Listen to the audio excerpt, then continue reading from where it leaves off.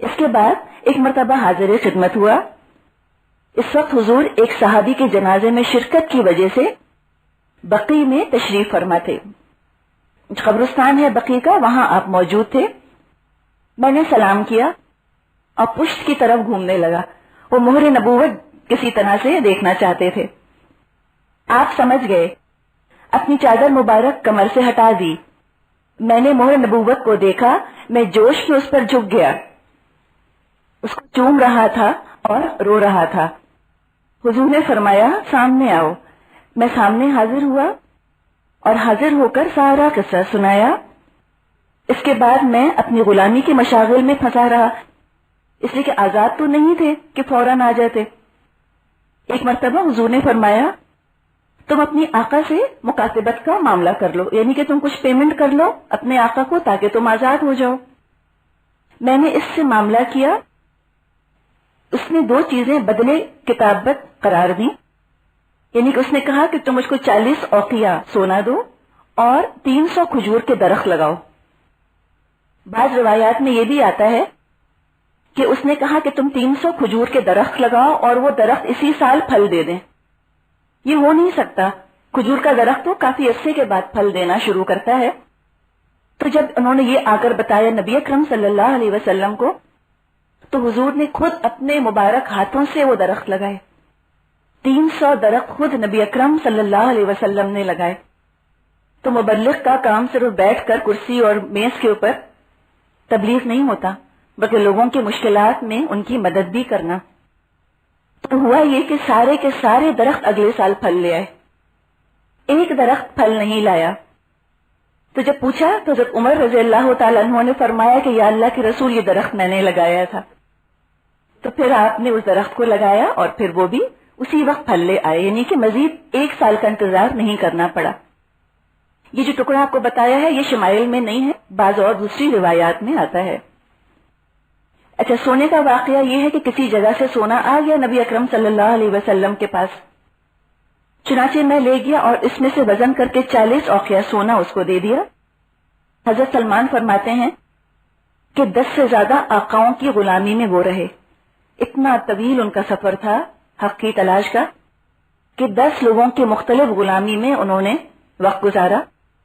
غزوہ خندق میں ان کے مشورے پر ہی خندق کھودی گئی، ورنہ اس سے پہلے خندق کھودنے کا رواج نہ تھا.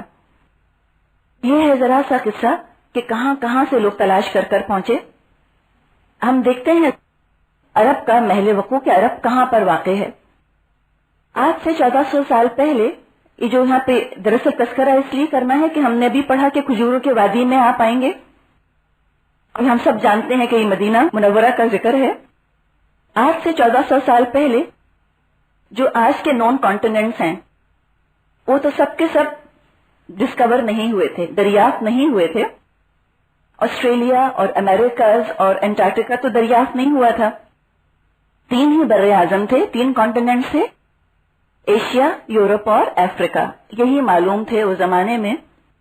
ان تینوں کے بالکل بیچ میں جزیرہ نمائے عرب موجود ہے. عربین پیننسولا بالکل بیچم بیچ ہے اس کے. آپ لوگوں کو اس دن میپس دیے گئے تھے، آپ وہ میپس کے اندر دیکھ لیجئے. اس کے مغرب میں ریڈ سی ہے اور ریڈ سی کے پار حبشہ کی سرزمین ہے، ابسینیا. مشرق میں یعنی کہ ایسٹ میں عراق کا حصہ ہے، ساؤتھ میں یعنی جنوب میں عربین سی ہے، اور یہ عربین سی دراصل انڈین اوشن ہی سے جا کر جڑ جاتا ہے. شمال میں یعنی کہ نارتھ میں ملک شام اور عراق ہے. عرب کا علاقہ خشکی اور سمندر دونوں کے راستوں سے ان تینوں کانٹیننٹس کے ساتھ جڑا ہوا ہے. تو ایک تو یہ مصلحت تھی نبی اکرم صلی اللہ علیہ وسلم کو عرب میں بھیجنے کی، بہت سینٹرل جگہ تھی. وادی القرا ہم جب پڑھتے ہیں، ام القرا ہم جب پڑھتے ہیں، بستیوں کی ماں یا کوئی سینٹرل سٹی، تو خالی عرب کے لحاظ سے نہیں، باقی اگر آپ کانٹیننٹس کو دیکھیں تو اس کے لحاظ سے عرب سینٹرل تھا.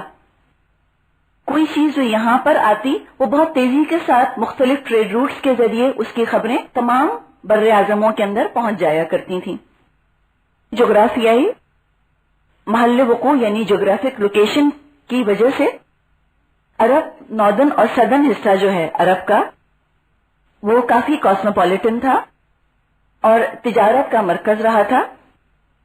یہاں انڈیا سے بھی سلک آیا کرتا تھا، انڈین تلواریں یہاں بکا کرتی تھیں اور مختلف علاقوں سے چیزیں جو ہیں یہاں پر آیا کرتی تھیں.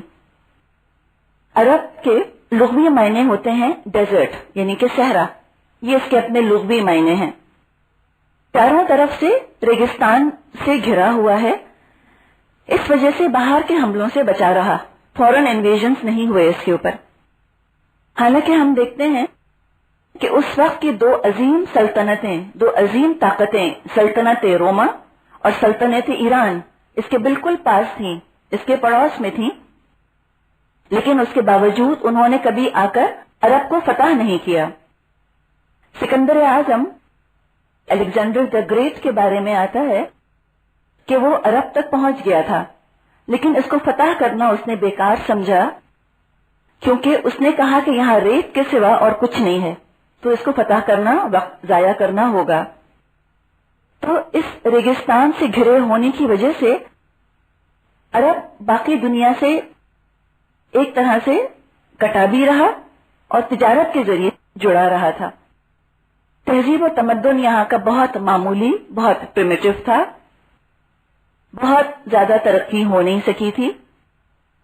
یہ تو سمجھے ایک طرح کا نقصان ہو گیا کہ بہت ترقی یافتہ نہیں تھے، لیکن اس کے ساتھ ہی ساتھ جس کا فائدہ تھا وہ یہ کہ کبھی کسی دوسری قوم کے غلام نہیں بنے، لہذا ان تمام عیبوں سے اور ان تمام کمزوریوں سے یہ پاک تھے جس میں کہ غلام قومیں مبتلا ہو جاتی ہیں.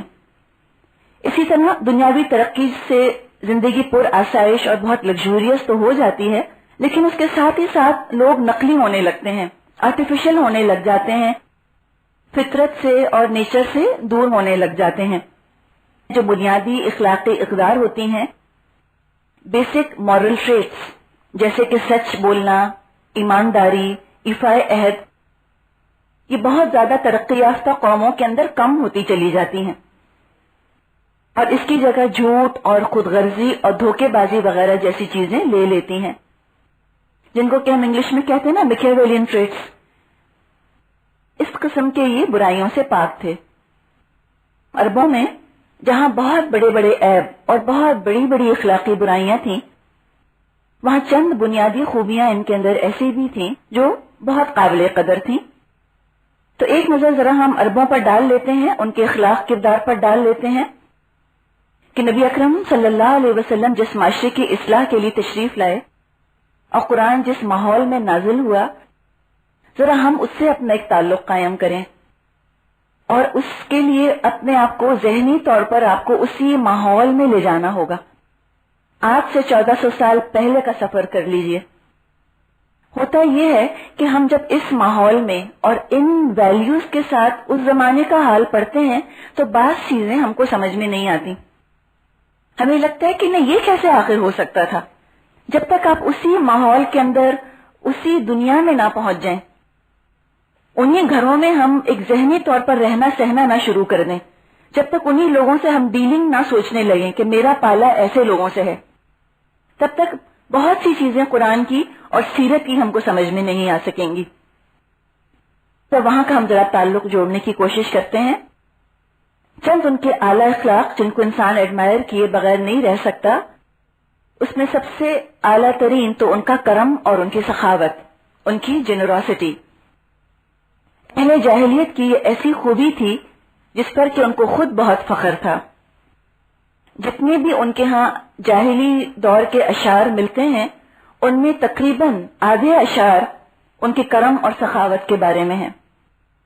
جیسے کہ نارملی شاعری میں آپ دیکھتے ہیں نا کہ خوبصورتی کے بارے میں بہت اشعار کہے جاتے ہیں، فزیکل بیوٹی کو بہت زیادہ بیان کیا جاتا ہے. ان کے ہاں حسن پر بھی تو تھا، شاعری ہوتی تھی حسن پر، خاص طور پہ عورت کے حسن پر، لیکن اس سے زیادہ ان کے ہاں کرم اور سخاوت پر اشعار کہے گئے. سخت سردی اور بھوک میں کسی کے گھر اگر کوئی مہمان آ جاتا اور ان گھر والوں کے پاس ایک اونٹنی کے سوا اور کچھ بھی نہ ہوتا، اور وہ اونٹنی ان کے آمد و رفت کا ذریعہ بھی ہوتی، ان کے غذا کا ذریعہ بھی ہوتی، یعنی کہ کل زندگی کا دار و مدار ان کا اس ایک اونٹنی پر ہوتا، لیکن کرم اور سخاوت کا یہ حال تھا ان کی کہ اس اونٹنی کو بھی مہمان کے لیے ذبح کر دیتے تھے، چاہے اور کچھ بھی نہ ہوتا ان کے پاس. یہی وجہ ہے کہ وہ شراب نوشی پر فخر کیا کرتے تھے، کیونکہ شراب پی کر اور نشے کی حالت میں مال لٹانا ان کے لیے آسان ہو جایا کرتا تھا۔ اسی لیے انگور کی بیل کو کرم کہتے تھے اور شراب کو بنت الکرم کہتے تھے۔ کرم کی بیٹی بنت الکرم کہا جاتا تھا، اس لیے کہ نشہ آتا تھا اور نشے میں وہ بڑے کریم ہو جاتے تھے۔ اچھا، کریم کا لفظ بھی سمجھ لیجئے، یہ ان کے لیے اعلیٰ ترین اعزاز تھا، اعلیٰ ترین لقب تھا، بہترین تعریف تھی جو کسی کی جا سکتی ہو کہ آپ کریم ہیں۔ اور یہی الفاظ انہوں نے نبی اکرم صلی اللہ علیہ وسلم کے لیے استعمال کرے جب آپ فتح مکہ کے موقع پہ آپ نے ان سے پوچھا تھا کہ تمہارے خیال میں آج میں تمہارے ساتھ کیا سلوک کروں گا، اس پر انہوں نے کہا تھا کہ آپ کریم ہیں، ابن الکریم ہیں، ابن الکریم ہیں، یعنی کہ تعریف کا انہوں نے آخری حد تک حق ادا کر دیا۔ کریم کا لفظ اعلیٰ ترین ان کے ہاں اعزاز سمجھا جاتا تھا۔ جوا کھیلنا بھی ان کے ہاں صرف وقت گزاری کے لیے اور شغل مشغلے کے لیے اور ایک اپنی کوئی ذاتی ایک ہوڑک کے لیے نہیں کھیلا جاتا تھا، بلکہ اس کے اندر سخاوت کا پہلو بھی شامل تھا۔ نفع حاصل کرنے والے اپنے حصے میں سے مسکینوں کو اور غریبوں کو اور فقیروں کو بھی دیا کرتے تھے۔ اسی لیے ہم دیکھتے ہیں قرآن میں کہ پہلا حکم جو شراب اور جوئے کے بارے میں نازل ہوا، اس میں شراب اور جوئے کی افادیت سے، اس کے بینیفیشل اینگل سے انکار نہیں کیا گیا، جیسے کہ اللہ تعالیٰ فرماتا ہے سورہ بقرہ آیت 219 میں کہ وَإِثْمُهُمَا أَكْبَرُ مِن نَفْعِهِمَا، ان دونوں کا گناہ ان کے فائدے سے زیادہ ہے۔ تو آج کے کنٹیکسٹ میں جب ہم دیکھتے ہیں ایڈکٹس کو اور جواریوں کو تو ہم کہتے ہیں اس میں کون سا فائدہ ہے؟ ہم نہیں سمجھ سکتے جب تک ہم اس زمانے کے حالات نہ دیکھیں کہ شراب اور جوئے میں بہت فائدے ہوا کرتے تھے اس زمانے کے لوگوں کے لیے، اور وہ یہی کہتے تھے کہ قرآن جب اتنا زیادہ ذکر کرتا ہے کہ غریبوں پر خرچ کرو اور لوگوں کا خیال کرو اور بھوکوں کو کھانا کھلاؤ، تو پھر ہم شراب پی کر اور جوا کھیل کر یہ کام تو کرتے ہیں۔ اس کے بارے میں کہہ دیا لیکن دیکھو اچھا تو ہے لیکن برائیاں اس کی زیادہ ہیں۔ دوسری کوالٹی جو ان کے اندر بہت اچھی تھی وہ تھا ایفائے عہد، آنرنگ کمٹمنٹس۔ کسی بات کا وعدہ یا کسی کام کا کمٹمنٹ جب کر لیتے تھے اب اس سے پیچھے نہیں ہٹتے تھے، چاہے اس کے لیے ان کو اپنے گھر بار کا، اپنی اولاد کا، اپنی جان کا نقصان کرنا پڑے، ہر چیز وہ برداشت کر جاتے تھے لیکن اپنا وعدہ نبھایا کرتے تھے۔ ان کی تاریخ میں بہت سے ایسے واقعات موجود ہیں، مشہور واقعات میں سے ہانی بن مسعود شیبانی وغیرہ کے قصے مل جائیں گے، وہ آپ ان کی عرب تاریخ میں پڑھ سکتے ہیں۔ اور ان کے ہاں جو کوالٹی تھی وہ تھی خودداری، سیلف ریسپیکٹ۔ ظلم اور ذاتی ناپرداشت کرنا ان کی طبیعتوں کا حصہ تھا، اور یہ آزاد قوموں کی فطرت کا حصہ ہوتا ہے۔